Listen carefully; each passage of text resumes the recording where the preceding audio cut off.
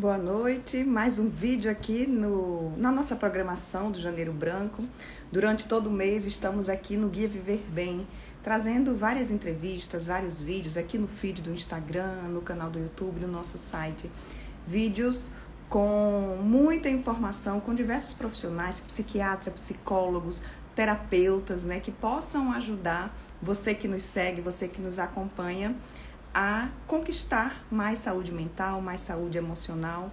Janeiro Branco nos convida a isso, e nada melhor que o mês de janeiro, que é aquele mês onde tudo está começando, a gente está começando a organizar a nossa vida para esse ano, né, e priorizar a saúde mental. Hoje eu vou conversar com uma Paloma Nunes. Paloma é psicóloga e ela faz um trabalho muito lindo, pré-natal psicológico. Ela faz um acompanhamento com os casais, muitos até antes de engravidarem, e depois desse acompanhamento durante a gestação e nos primeiros anos de vida da criança. Deixa eu ver se Paloma já chegou aqui. Paloma, deixa eu ver se Paloma chegou. Deixa eu convidar a Paloma aqui para a gente iniciar esse bate-papo.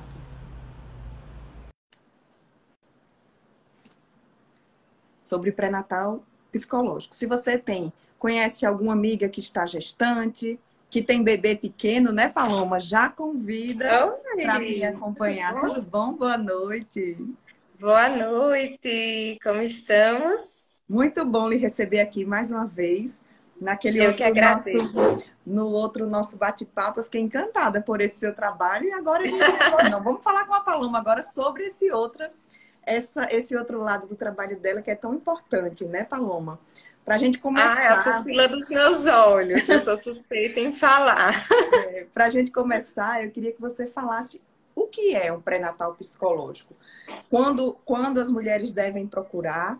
Eu já digo que tem muitas dúvidas aqui, muitas pessoas mandaram dúvidas sobre o pré-natal psicológico, mas vamos começar aí explicando o que é o pré-natal e qual é o objetivo dele.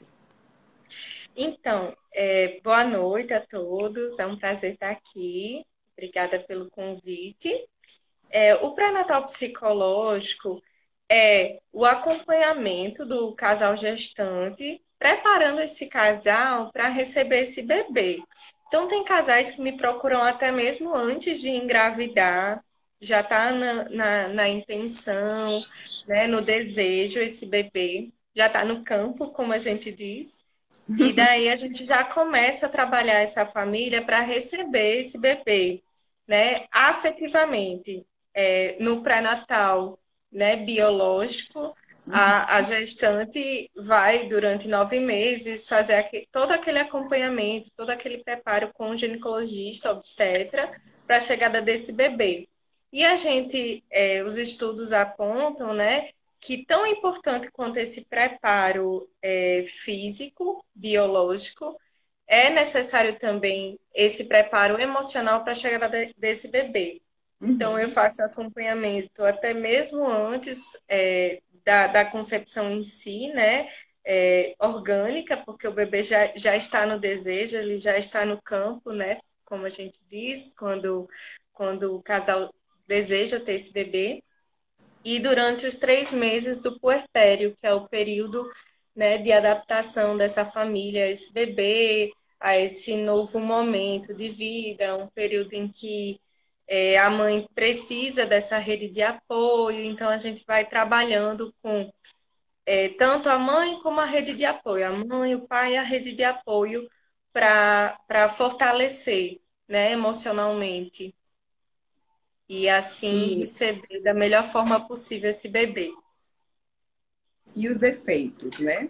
Que tem muita gente que vai achar, nossa, não adianta de nada. Isso é para iludir as mães, né? Porque diz que grávida vai atrás de tudo. Eu conheço muitos pais que não estariam abertos, pais que eu digo os homens, Sim. a um Aham. trabalho como esse. Fala dos efeitos desse bebê que já começa a ser trabalhado emocionalmente. Como é que você trabalha a emoção do bebê se ele ainda nem nasceu?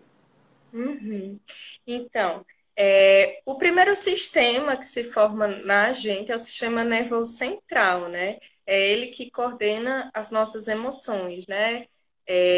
Sistema nervoso simpático e parasimpático. Então, assim, desde da concepção intrauterina já existe a formação emocional dessa criança.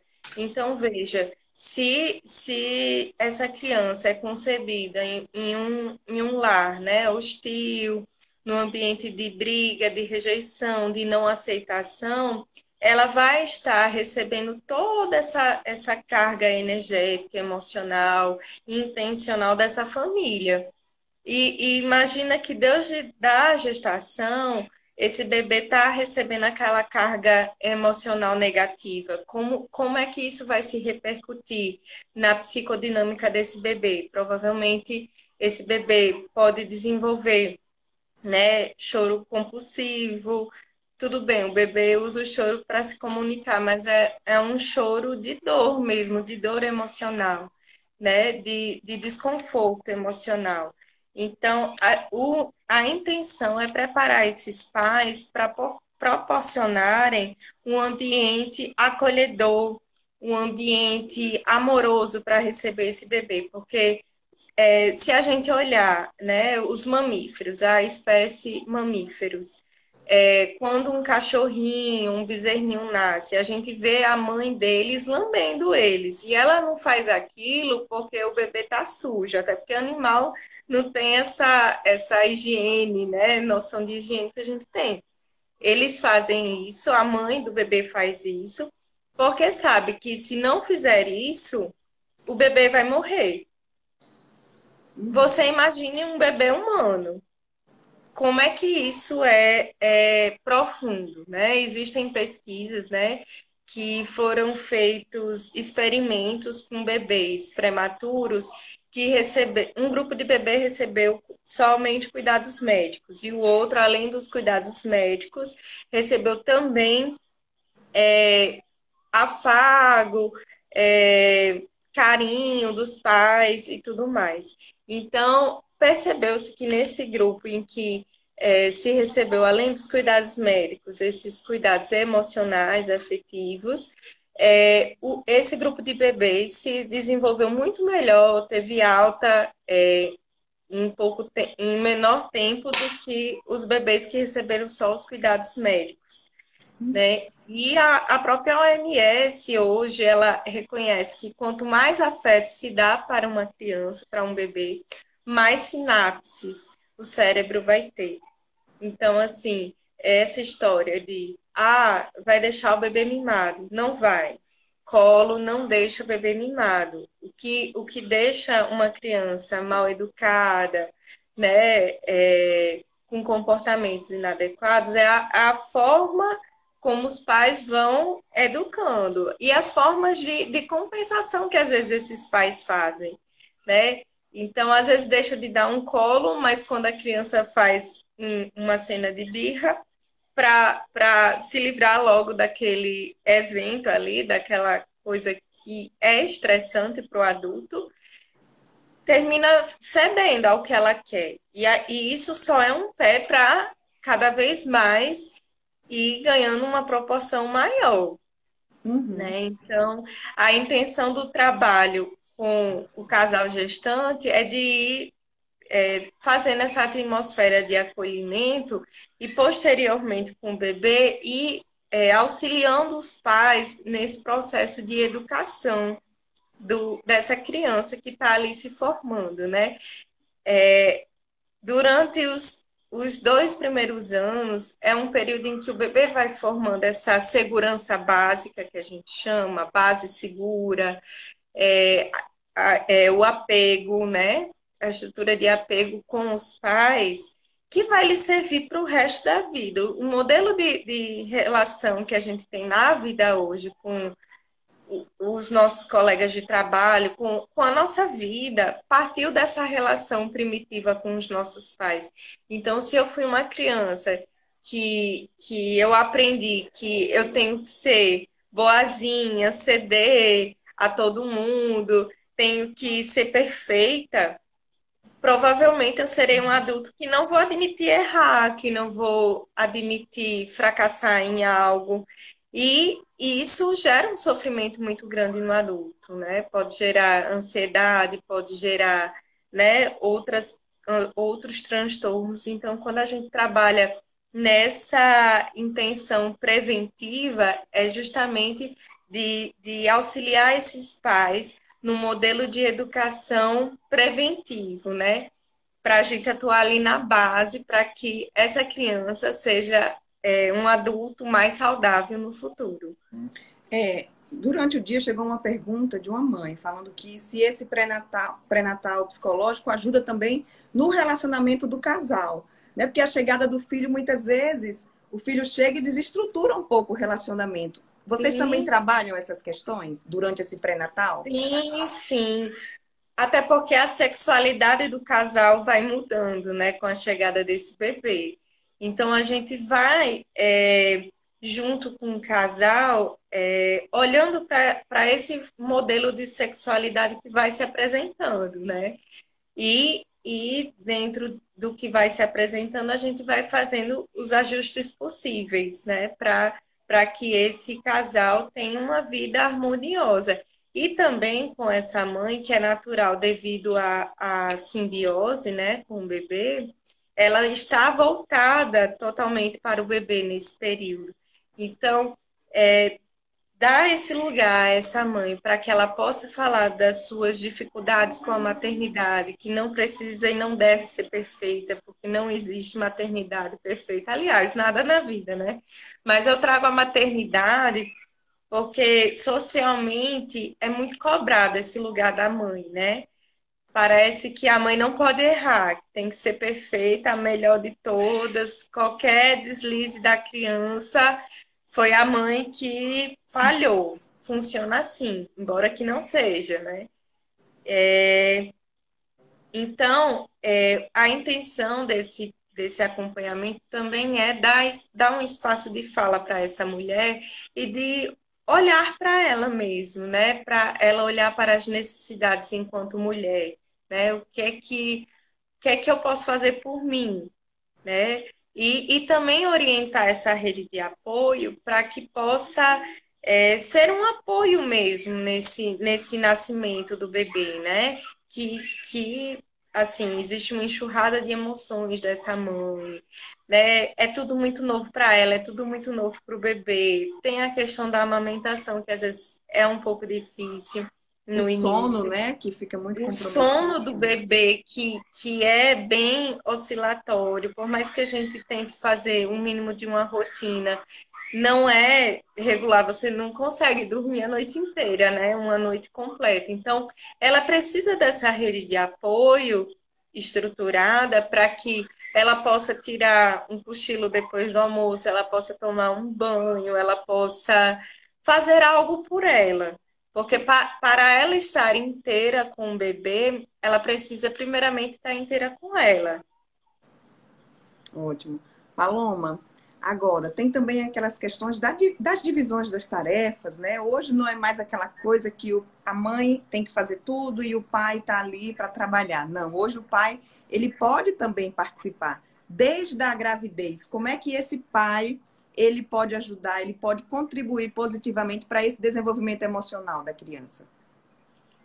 Fazendo vínculo com o bebê, né? Conversando mesmo.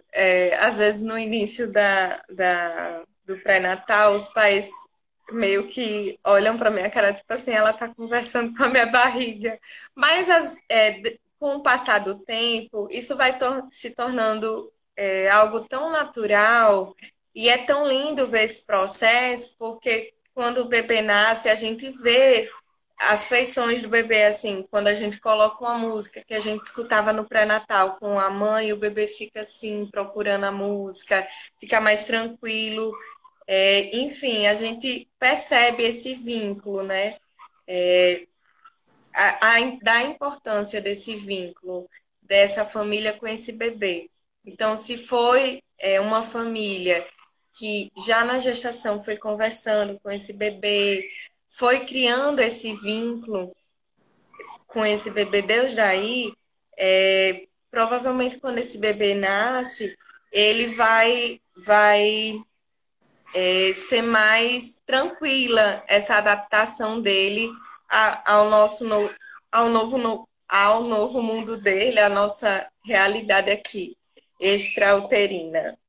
Quanto E, mais inclusive, tranquilo. hoje a gente fala em útero psicológico, né? Então, esse trabalho tem a intenção de ser esse útero psicológico, porque, teoricamente, uma gestação deveria durar 12 meses, né? Então, Uhum. esses 3 meses aí do puerpério é um período em que o bebê vai se adaptando a esse novo mundo. Então, a gente vai dando esse contorno aí, sendo esse útero emocional que ele precisa para se desenvolver.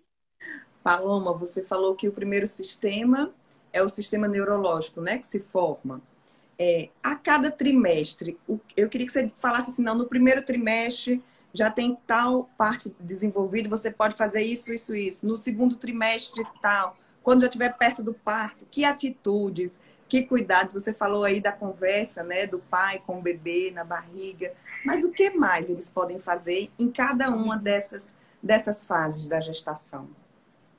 No primeiro trimestre, são emoções esperadas, tá? Não quer dizer que seja assim, mas existe estudo que mostram que, e na prática também a gente vai vendo, percebendo que é assim.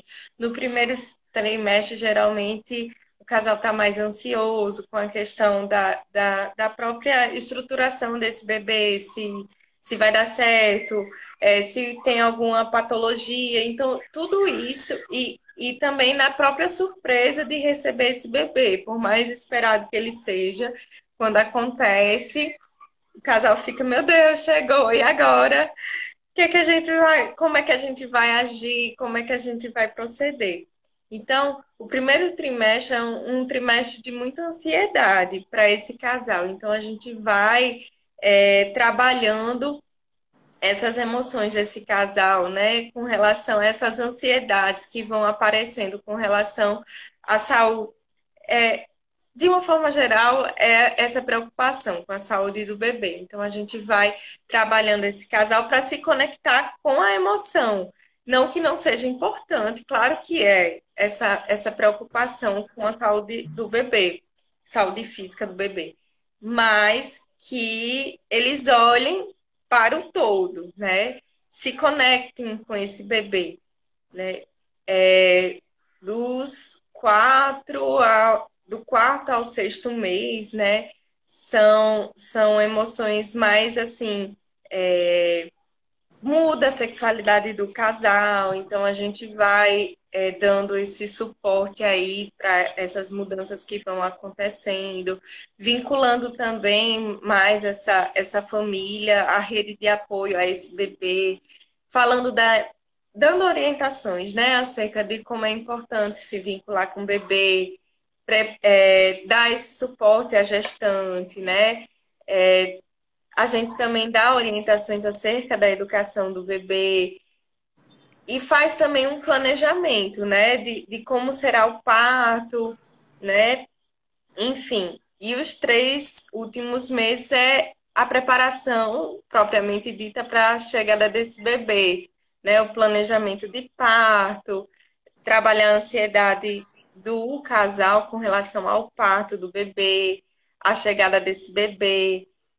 Então, a gente faz meditação, trabalhos respiratórios para auxiliar, né, esse casal no momento do parto, e, enfim, mais ou menos assim que acontece. Chegou uma pergunta também aqui, eu abri a caixinha de perguntas cedo, né? E a mãe tem outro filho, e ela quer saber se esse bebê, que tem 2 anos, pode participar desse pré-natal também. Pode, deve, Não é? Porque a né? chegada do irmão também é Deve. um momento de ajustes para a mãe e para o Sim, pai também.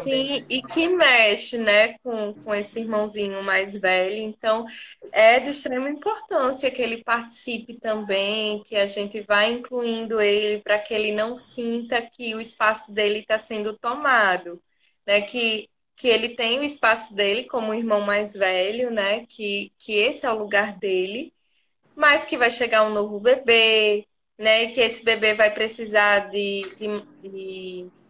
uma dedicação maior dos pais e que ele pode estar ali ajudando da maneira que ele puder também, né, no lugar dele de irmão, de criança, quais as contribuições que ele pode estar ali contribuindo para a chegada do irmãozinho.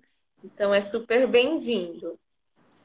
Mãe que mora com a avó na mesma casa. A pergunta aqui. A minha mãe pode ir? Ela me atrapalha muito. Toda a rede de apoio, toda a rede de apoio é convidada a participar do pré-natal psicológico. É super bem-vindo. Paloma, mas pelo que eu entendi aqui, eu acho que é aquela questão de toda avó, né? Que a avó tem aquele cuidado excessivo e muitas vezes termina passando por cima da mãe. Como Uhum. que uma mãe que está passando por isso agora, nasceu o filho, eu não sei se ela está na gestação ou se já nasceu, mas como agir quando percebe que alguém que você ama muito, como a sua mãe, por exemplo, ou a sua sogra, tá sendo muito invasiva naquele cuidado com a criança. Isso pode prejudicar a Aí, criança? porque assim, a mãe vai ficar mexida, né, com essas indagações aí dessa avó, né? Então, isso vai mexer com a autoestima dela, né? O que as avós, né, as tias, as amigas têm que entender é que não existe um modelo, né, um manual de educação, de como educar os filhos. A gente vai ali, existe a teoria, mas é muito a prática que vai ensinar, né? Até porque o que funciona para uma criança pode não funcionar para outra, o que funciona para uma família pode não funcionar para outra. Então, assim, nesses momentos, vai ser muito importante a participação desse pai, por exemplo, né? Ou, se não for possível, o pai, alguém que essa gestante puérpera possa contar, para que essa pessoa oriente mesmo essas pessoas. Olha, não faça isso, porque ela está tentando, né? É o jeito dela, não quer dizer que é o errado. Então, dar limites mesmo, né? De dizer mesmo o seu incômodo com relação ao que essa pessoa está trazendo, essa avó está trazendo, que é muito bem-vindo, né? As contribuições, mas que é importante que essas avós respeitem também a construção da maternidade dessa mãe. Paloma, uma dúvida, né? O bebê, os bebês, assim que eles nascem, aí o bebê só chora, o bebê não entende, ele não fala nada, mas a gente vê muitos bebês que desde pequeno eles já começam a manipular os pais e eles conseguem tudo que eles querem.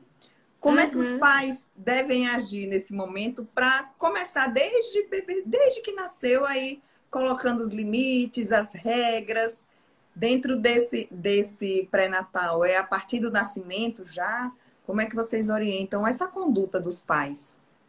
É, à medida que o bebê vai crescendo na realidade, né, a gente vai percebendo a dinâmica dessa família, né, como as coisas vão como as relações vão se formando, né? Então, às vezes, o bebê, por exemplo, vai subir em cima da mesa e é perigoso. E aí, muitas vezes, o pai tende a tirar a criança ou dar um grito com a criança. Então, o bebê não vai entender. Provavelmente ele vai se assustar por causa do grito, ou vai ser levado para outro lugar, mas não vai gerar um aprendizado. Então, tirar ele explicando, não pode fazer isso, mudando a tonalidade, porque às vezes também os pais brigam com a criança, chamam a atenção da criança rindo. Ah, não faça isso. A criança não vai Não entender. adianta, vai pensar que está Porque a criança, brincando. porque o bebê, ele está se construindo ainda, ele não tem a maturidade cognitiva que uma criança de 3 4 anos tem. Então, ele vai entender os comandos, né? Então, eu tenho que falar mais firme, não é gritando, é firme. Não pode subir aqui. Aqui é perigoso. E levar ele para um outro ambiente, de forma que isso vá se construindo até ele compreender que é perigoso aquela ação. Certo. Paloma, como é que funciona o pré-natal depois que a criança nasce? continua, são consultas semanais, mensais? Como é que funciona Geralmente, essa o sequência, pré-natal né? Essa rotina? psicológico é uma vez por semana, né? Uma sessão comum, né? Como se fosse uma psicoterapia, né? O tempo de 50 minutos cada sessão, uma vez por semana. No puerpério, varia de puérpera para puérpera. Tem puérpera que a necessidade é maior de ter esse suporte emocional e daí a gente faz 2 vezes por semana. Tem puérpera que prefere quinzenalmente, tem outras que preferem semanalmente. Então, a gente vai sentindo juntas, né, o que é que faz sentido, né, para a nossa relação terapêutica, vamos dizer assim. O que é que faz sentido para ela? Porque, como eu disse, não existe um manual. Então, assim, é esperado que a gente faça assim. Mas se ao longo do processo, né, a gente for percebendo que faz sentido de outras formas, a gente sempre está atento à necessidade do paciente, do nosso cliente. Então, vai Ótimo. depender da necessidade dessa puérpera aí. Agora, vamos dar um salto aí nos anos. Chega um adulto ou um adolescente que começa a apresentar, né, os questionamentos, aí começa a fazer terapia só nessa fase. E muitas vezes, quando chega nessa terapia, aí volta lá para o útero e aconteceu algo lá. Bebês e casais que se permitem esse processo ainda durante a gestação, esse acompanhamento do bebê. Que é lá na frente, né? Qual a diferença de uma pessoa? Eu sei que não existe uma fórmula mágica, mas assim, na maioria das vezes, essa criança que já começou a ter esse trabalho emocional desde bebê, qual a diferença para aquele adulto que só vai tentar se Nas conhecer e ter últimas. essa relação agora? Aham. Então, a gente vai trabalhando com a criança as emoções dela e o trabalho com criança é também o trabalho com esses pais, com essa família, né? Então a gente vai, eu sempre costumo dizer que o processo terapêutico ele não se encerra no consultório, ele começa quando a criança sai do consultório, né? Porque a gente é só um facilitador do processo, todo terapeuta é o facilitador do processo. O processo é do cliente, da criança, da dinâmica daquela família.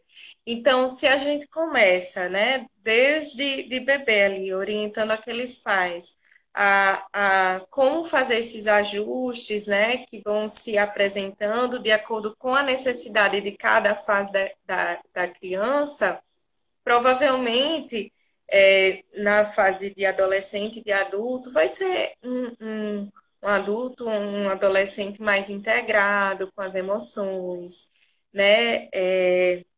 Vai saber lidar melhor com os. Não, não é assim uma fórmula mágica, eu não estou dizendo que vai ser, mas pode ser que é esperado que seja um adulto mais fortalecido emocionalmente, né, que faça ajustamentos criativos de uma melhor forma do que uma pessoa que nunca teve esse auxílio e que ao longo da vida, né, passou teve registros, né, negativos, né, traumáticos, que lidem de formas disfuncionais aí com as questões emocionais. Então, essa pessoa provavelmente lide de uma forma mais saudável com suas emoções.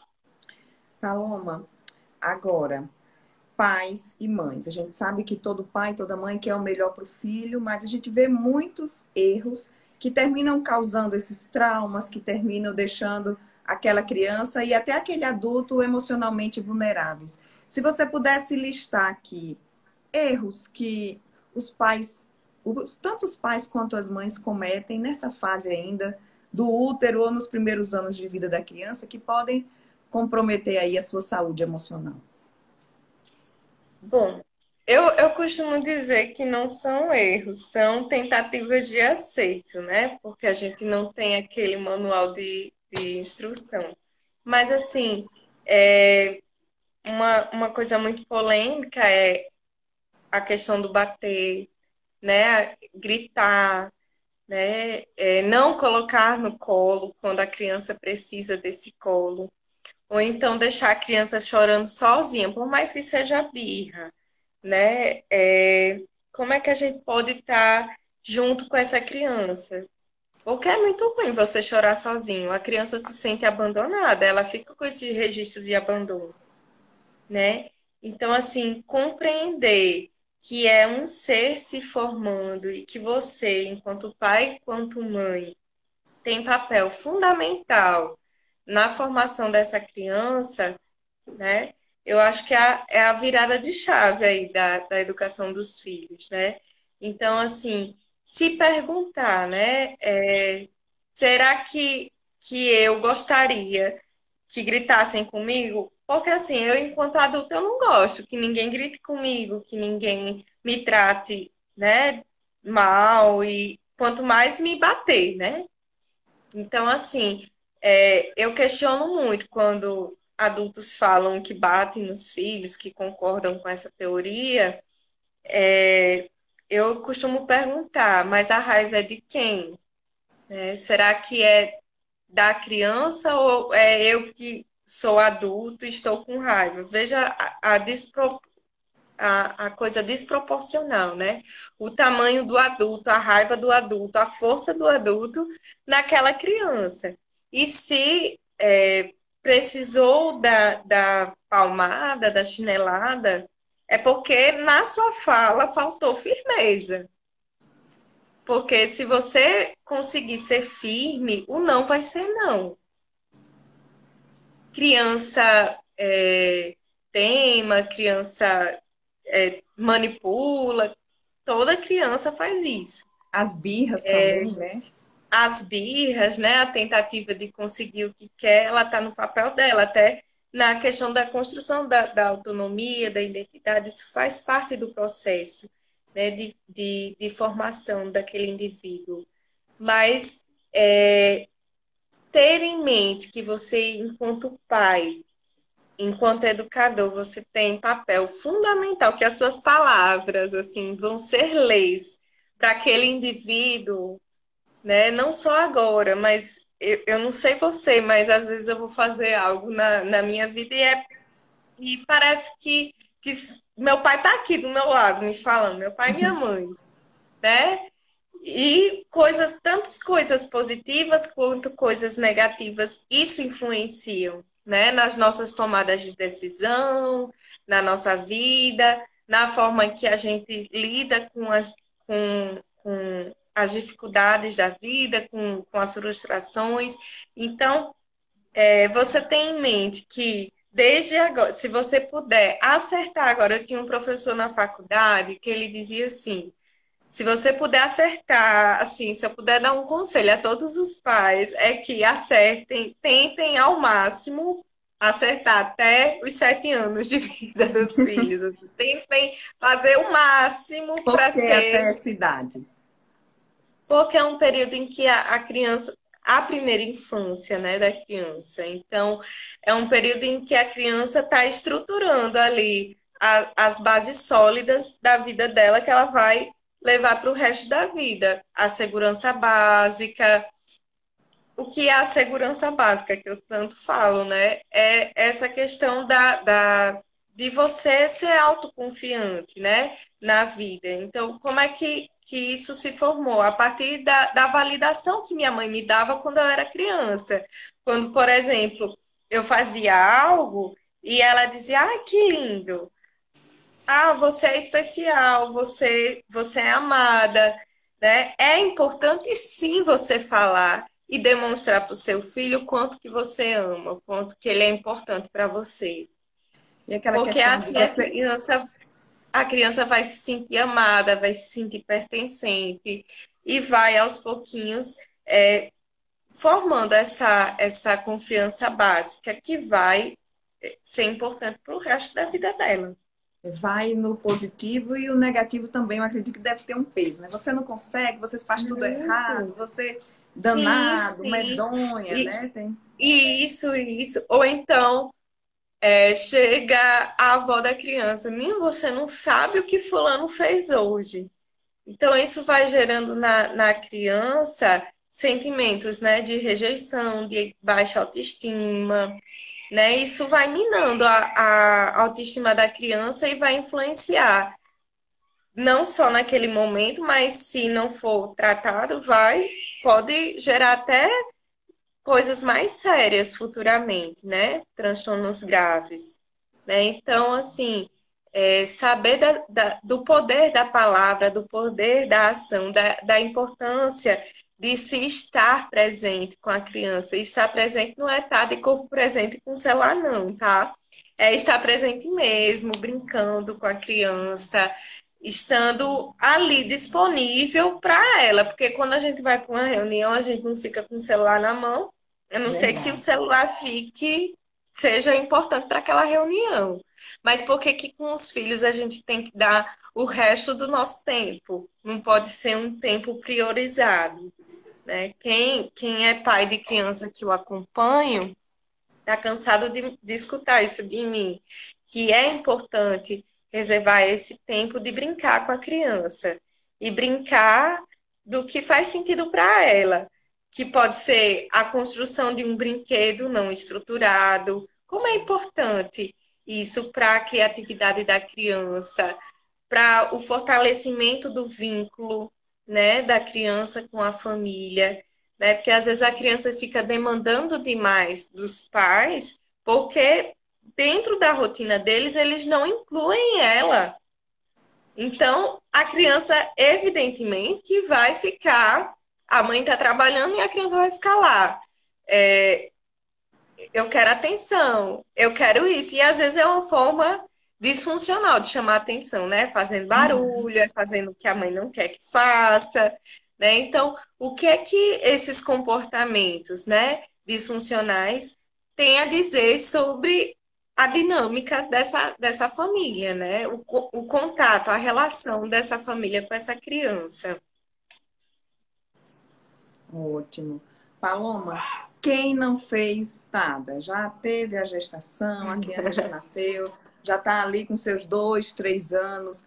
Dá ainda para ajustar? Você falou até os 7, né? E quem já passou dos 7?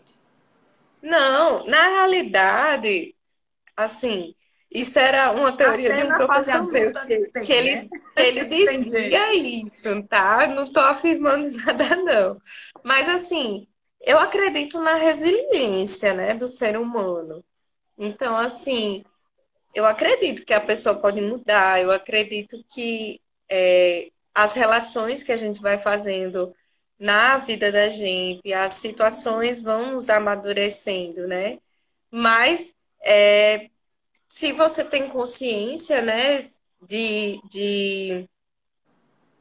do que do que falta, vamos dizer assim, né, na educação daquela criança, no que pode melhorar, então estar atento a isso, buscar melhorar. E se a criança apresentar, né, alguma dificuldade a mais, né, alguma resistência nesse padrão de mudança, aí procurar ajuda profissional, talvez, né, para receber uma orientação de como vocês, os pais, né, podem estar melhorando a qualidade de vida dessa criança, né, a educação dessa criança. Porque a criança vai para a psicoterapia com sintoma, né, da família, né? Então, a gente, enquanto terapeuta, a gente não tá, pelo menos eu não estou, eu falo por mim.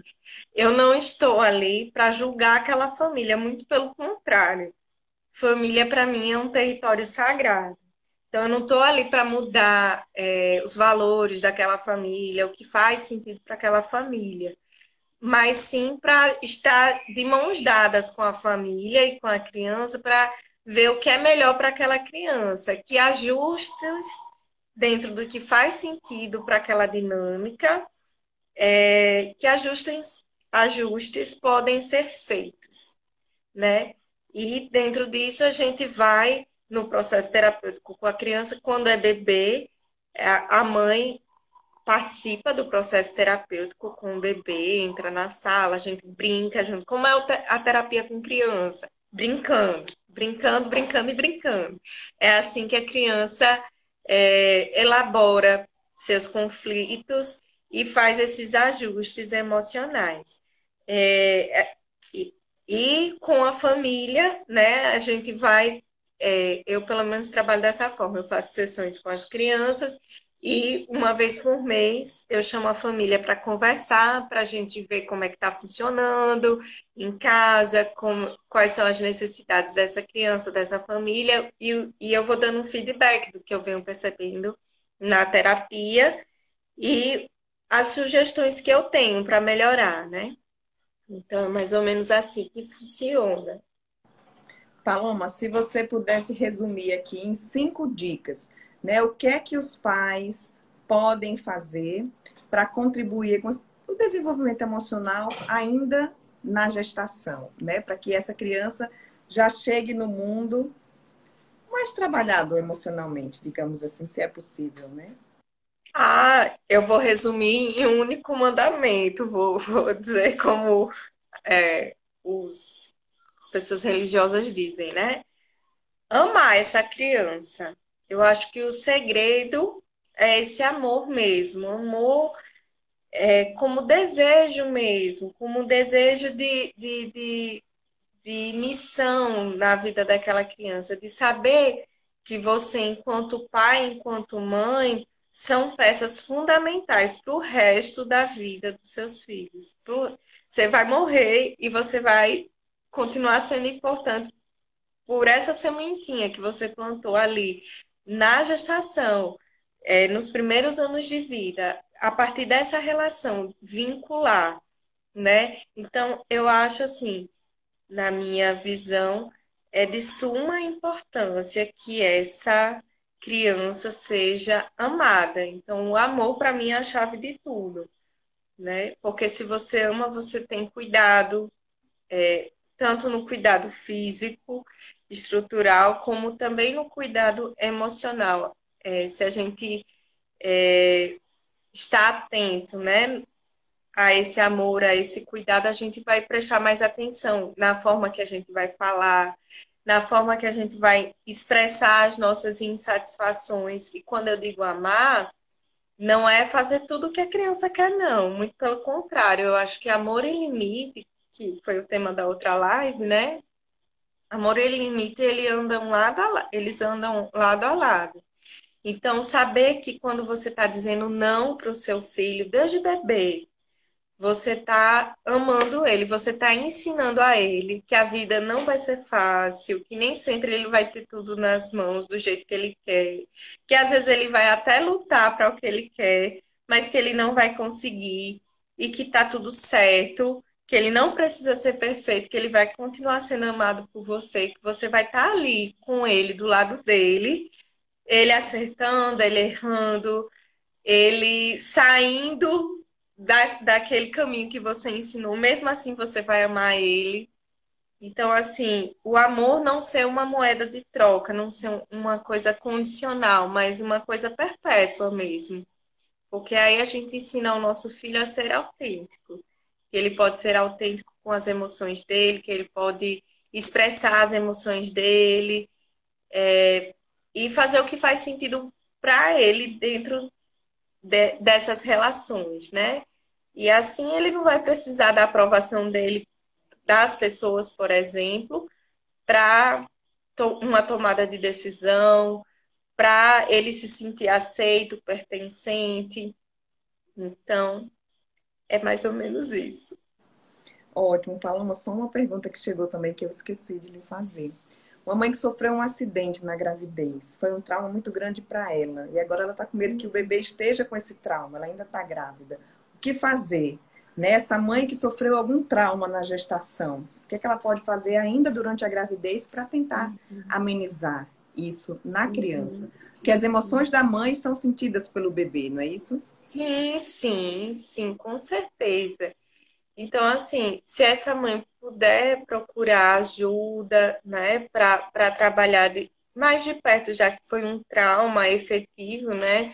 Nesse caso, não seria só a prevenção, mas seria algo, assim, a ser trabalhado, né, com essa mãezinha. Então, se ela puder buscar ajuda profissional, se for algo, né, que está presente ali, que faça sentido para ela, a recomendação seria um olhar profissional para, junto com o profissional, ela ir trabalhando essas emoções, reparando esse trauma aí vivenciado por ela e pelo bebezinho. Certo. Paloma, para a gente encerrar aqui, deixa os seus contatos. A live vai ficar salva no nosso canal do YouTube, que aí vocês Uhum. podem compartilhar para todas as mamães, para todas as gestantes, né? Para quem sonha ainda em engravidar também é importante, Uhum. como Paloma disse, que ela já trabalha com um casal antes mesmo desse filho ser gerado, mas já é desejado. Uhum. Então, meu Instagram, Amor pelo Toque, quem quiser seguir, ele tá aqui. Lá também tem o meu WhatsApp, quem quiser entrar em contato, pode entrar em contato também pelo direct. E é isto. Ótimo, Paloma, muito obrigada por estar aqui mais uma vez com a gente. Um Eu que prazer agradeço o falar convite. sobre esse tema, né? Que a gente fala muito em prevenção aqui no Viver Bem. Nesse Janeiro Branco, a gente está trazendo vários temas, mas os bebês, as crianças, né? A gente tem que ir lá para o início, né? Imagina quantos transtornos Uhum. mentais poderiam ser evitados com esse trabalho preventivo desde a gestação. Muito lindo o seu trabalho. Muito obrigada. Eu que agradeço. É sempre um prazer estar aqui com vocês. Como eu disse no início da live, esse assunto é a menina dos meus olhos, porque eu acredito muito, de verdade, que se a gente puder trabalhar com a prevenção, a gente vai ter uma sociedade muito mais saudável no futuro. Então, quem também tiver dúvida, quiser conversar mais sobre isso, fique muito à vontade também, me mandar direct, enfim, Pode mandar estou lá no Amor aberta. pelo Toque. Isso. E daí, só tenho a agradecer a vocês, Ju, é sempre bom estar aqui. Muito obrigada pela oportunidade de falar sobre esse tema também. É muito Muito obrigada. importante esse tema. Continue firme com a sua missão, cuidando dessa menininha dos olhos Obrigada. aí que você gosta tanto e que eu tenho certeza que Obrigada. vem ajudando aí a transformar o mundo. Né? Aquele trabalho é um Obrigada. por um, mas lá na frente o legado da Sim. Paloma vai estar muito bem escrito de tantas crianças, tantas Ah, se famílias Deus que quiser. receberam aí o seu amor através dos atendimentos. Se Deus quiser. Pois obrigada, Ju. Prazer estar aqui, viu? Obrigada a você. Já quero deixar o convite. Amanhã teremos outra live com o psiquiatra Dr. Franco Suel Moura. Vamos falar também sobre prevenção de transtornos mentais, né? Aí com os Uhum. adultos. Obrigada, Uhum. Paloma. Um beijo, boa Obrigada noite. a Obrigada a você. todo mundo que participou. Tchau. Tchau.